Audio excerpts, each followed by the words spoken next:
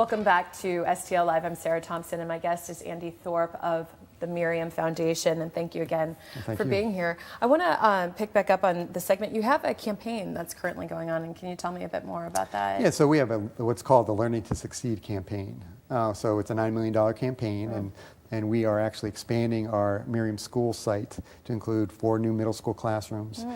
So what we're seeing is a real surge in middle school demand. Not so much for the younger kids, but middle school seems to be growing, and we have a lot of speculation about why that is. That's sort of an ongoing trend.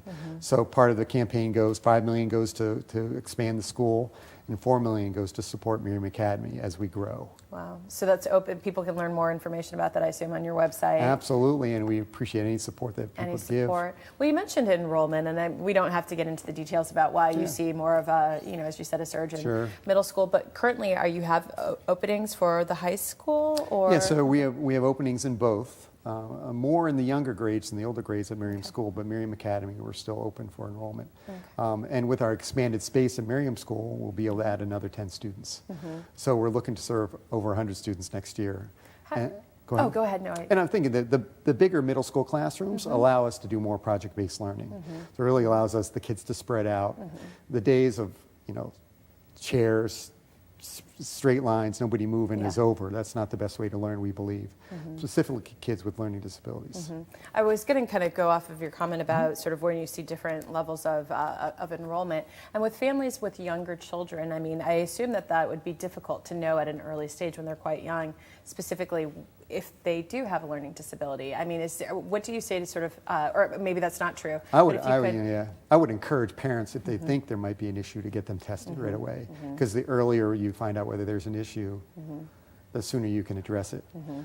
And I think sometimes those learning disabilities don't show themselves until they're in 3rd or 4th grade, when they have to begin writing papers or doing more complex work. And so that's when you see the 3rd and 4th grade. And for our high school, what you really see are some of these kids really need a safe environment in which to learn. They may be struggling with learning, that impacts their social life, and some of these kids come and really want to have a friend, and we really start with that social base of feeling comfortable and that they belong, and at that point they can really learn. Because the socialization aspect, especially in high school, I mean, that's half of it. If you don't feel safe, if you don't feel welcome, it's and some of these kids come from high schools with 1,500 kids. And going from class to class. And we had one kid come and visit the academy and we were very small last year with 3 rooms.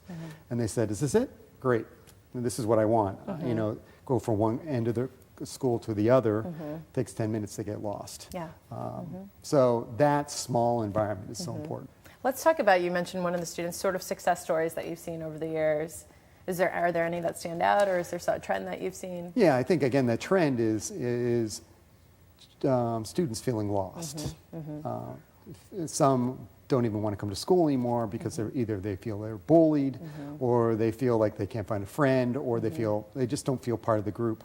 So this is really an opportunity for them to find a niche and find kids who really like them.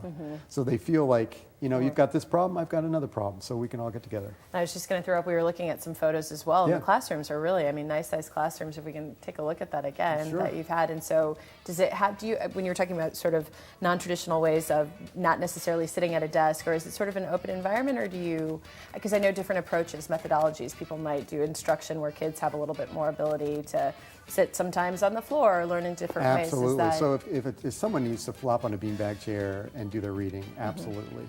If they need to go out and get exercise in order to come back and be able to learn, absolutely. And then again, it's the project-based learning that we think is so important. And I think that's important for your traditional school, not just for Miriam School, Miriam Academy. Okay, so for people to get more information, they just head to your website? I think miriamstl.org would be the place. Okay, well, we've got it there for you on the screen. Go check it out, miriamstl.org, or you can call 314-968-3893. And again, you can learn about the Miriam Foundation's 3 different programs. We didn't get a chance to talk about the switching post, but I think people can go. Information very briefly. Do you want to explain what the switching post is? Sure, it's a resale shop. We serve quality furniture and household goods. All the proceeds go to scholarships for kids. Yeah, go check it out. I drive by it all the time. And yes, people should go check it out. Well, thank you so much for being here, Andy. Thank you. All right, well, there's more STL Live right after this. Please stay with us.